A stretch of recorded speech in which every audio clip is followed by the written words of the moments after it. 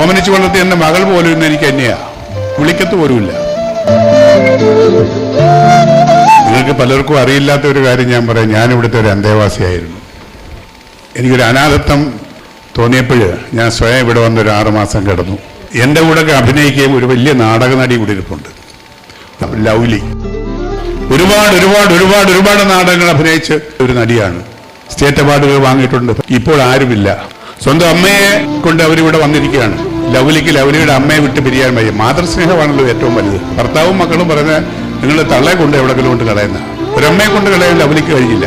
ബുദ്ധിമുട്ടായി, പീഡനങ്ങളായി, പ്രയാസങ്ങളായി, ദാരിദ്ര്യമായി ആയ കാലത്ത് ഉണ്ടാക്കിയതെല്ലാം പിള്ളേരെ പഠിപ്പിച്ചു. പിള്ളേരത് സർക്കാർ ഉദ്യോഗസ്ഥന്മാരാ. അവരിവിടെ വന്ന് അഭയം പ്രാപിച്ചിരിക്കുക. 2 കൈ നീട്ടി ഗാന്ധിഭവൻ അവരെ സ്വീകരിച്ചു. ഇതാണ് അവസ്ഥ, മനുഷ്യന്റെ അവസ്ഥ. ഞാനും എൻ്റെ ഭാര്യയായാലും എൻ്റെ മകളും അവരായിട്ടൊക്കെ ഒരാൾ തിരസ്കരിച്ചു വേണമെങ്കിൽ പറയാം. അവരൊക്കെ എന്നെ ഉപേക്ഷിച്ചു.